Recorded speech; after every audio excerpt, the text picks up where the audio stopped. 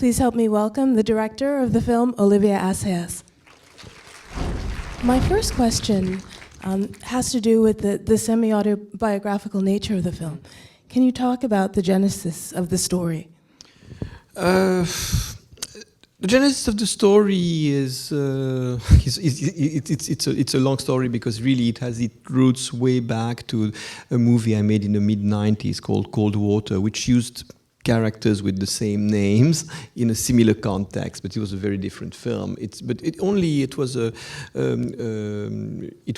movie that has been very important for me in my career, but it still I had this lingering feeling that something was missing from the film, and what was missing of the film basically was what was so important for me during those years, during the 1970s. You know how I I had this calling to become more of a visual artist than a filmmaker, and how this vocation kind of shifted, moved, and attracted me to filmmaking. Plus, of course, the whole ambient of the 1970s, the politics, the counterculture. I mean, all things that A, were important for me, and B, had never really been represented in movies.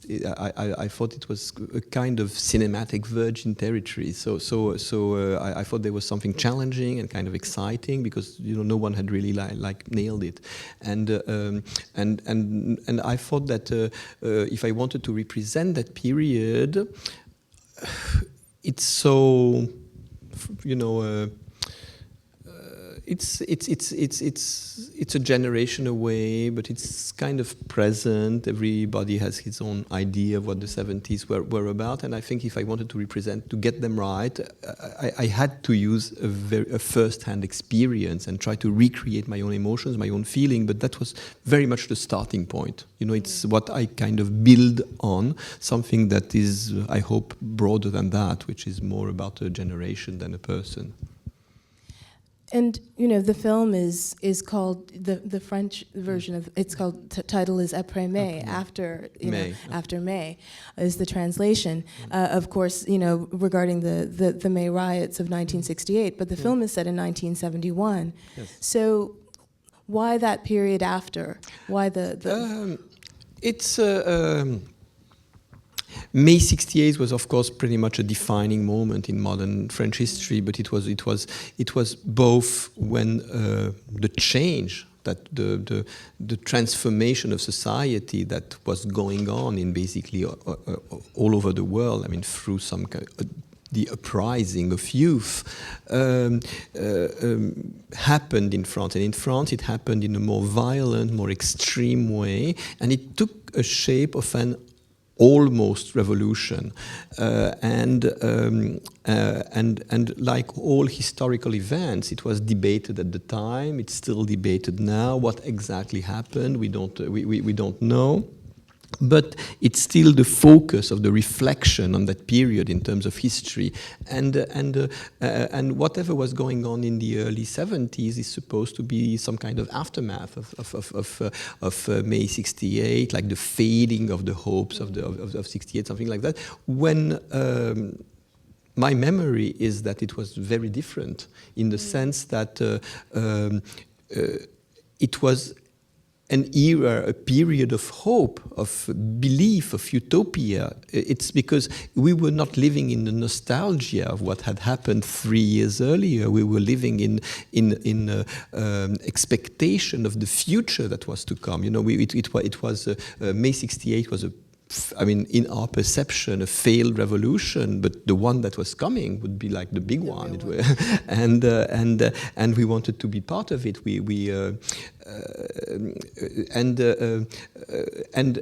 Because the uprising of May '68 opened so many doors for the younger generation, for the kids of in the 70s, and the period when I grew up, everything was open. I mean, all of a sudden there were options that young people never had. I mean, there was a sense of freedom. There were no rules anymore. It was okay to drop out of school. It was okay to cut off ties with your family. It was okay to travel to Africa, to the Orient, or wherever. I mean, it was okay not to want work, not to have a job, people were kind of experimenting with life. And that was what was really exciting about that period, and has been kind of overlooked because those early 70s are ultimately like a blind spot in recent history. Was there ever a radical filmmaking collective that you were a member of? No, but I was pretty close to people who were involved in that kind of filmmaking. I mean, a lot of the aspiring filmmakers from my generation went through this kind of that phase. I mean, luckily or unluckily, I did not, because I was not in film school. But most of the militant filmmaking of those years were people from my generation who were in film school and who did not want to be to work in the industry. And the only way they could connect their desire to become filmmaker was by connecting what they were doing with politics. Yeah. And because it was a period where arts and politics were completely impossible to dissociate, and that applied to cinema. Yeah, that's one of the things that I think is so wonderful and really interesting about the film, the way in which there's this struggle for the character to reconcile the political and aspirations and ideals and artistic aspirations, that struggle. Was that something that you felt as you were painting? Yes. I mean, we felt we were still part of the history of the 20th century. And the history of the 20th century is pretty much about how art and politics are one and the same thing. I mean, this is essential if you want to understand the painting, the avant-garde, the evolution, the radical evolution of painting throughout the 20th century. If you want to understand what happened in theater, in literature, or even in music, and so we felt we were still part of that history, and that we had to figure out our own connection with the politics of the time and our art, and it of course it was something that was also something that was a very heavy burden to have on your shoulders, especially when you're a teenager and you want to draw, you want to paint, you want to become an artist in a way or another. You were held accountable to whatever you wanted to do by your friends who were focused on politics. It was like, well, what have you done for the working class today? Something like, It's good sometimes, though, to be held accountable. So. Yes, yeah, yes, oh yes, no, but yeah. Of course it is, and that's why I kind of, it's an important part of the film in the sense that I don't have the correct answer to those questions, but I know that I come from a world, I grew up in a world, became myself in a world where those questions are important, and in a way or another you have to consider them. That brings me to, I wanted to talk about the casting. I was looking for kids who were in a way or another rebellious, who had that in them and who in that sense could connect with the spirit of the 1970s. Not that common today, I mean, kind of difficult to find. And then I started asking myself if they could act or not. That was the second part of the search. And then, in terms of the script, was that something that changed once you had the individuals, the actors? Yes, it evolved. It evolved, but the screenplay has a strange history. I mean, it's in the sense that how should I put it? It's been a very flexible part of the evolution of this film, because when I started writing it, I thought I was getting myself into something epic. I thought it was going to be this kind of big movie about that generation of the 1970s. I thought it would be a lot of dialogue and when I started writing on it, I realized I did not want the dialogue. I wanted to keep things as simple, as sharp as possible. So I kind of erasing all the psychology out of the film, just to stay with the facts, stay with so the film became much more dense, much more concise than whatever I had imagined, and it started growing again when we began preparing the film, because I realized that ultimately so much of what was going on in the film was also about getting the setting right, getting the collective scenes right, getting the details right, and it was very obvious that I would have to spend more time than what I imagined getting whatever connected those kids right, and it was as important, or eventually more important, than the emotions or the sentimental issues in their relationships. There was a lot of fire in the film, and it seemed to be a theme, and I just wondered what you were saying about it. It kind of happened on its own, and at some point I decided to keep it.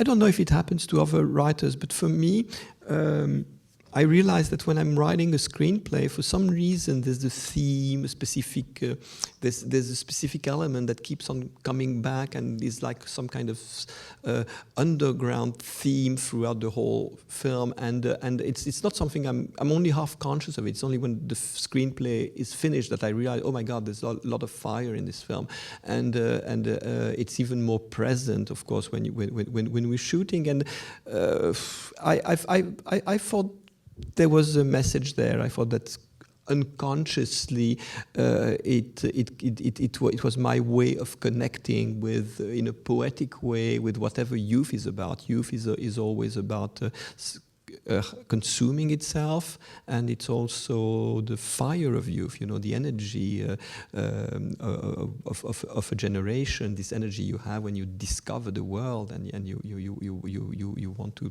challenge it, you want to question it. So it's I just and in the back of my mind, I hoped I would not get that question. The use of music was fantastic in the film, and I was wondering if you'd kind of planned ahead of time a lot of the tracks and a lot of the scoring that you were going to use, or if you wrote it all to some of this. I did not really write it down. I mean, there's only the Syd Barrett song that's pretty much part of that is in the screenplay, because it's obviously he plays with the sleeve, the record sleeve, but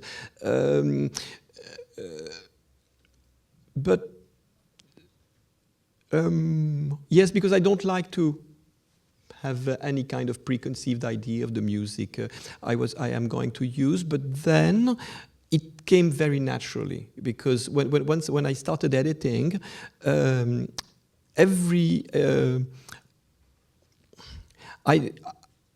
my intuition was to use the music that was the soundtrack for me of those years. I mean, it was the music I was actually listening to in those years. I thought it would not work. I thought it was too obvious in many ways, but then it was not obvious at all. It kind of did fit perfectly into the film, in the sense that all those tracks are like time capsules for me. I mean, they kind of, they just connect so much with the emotions of the character. They connect so much with whatever I was trying to express, and it's like some kind of a musical self-portrait of the music I was, of who I was and how I related to music at that age.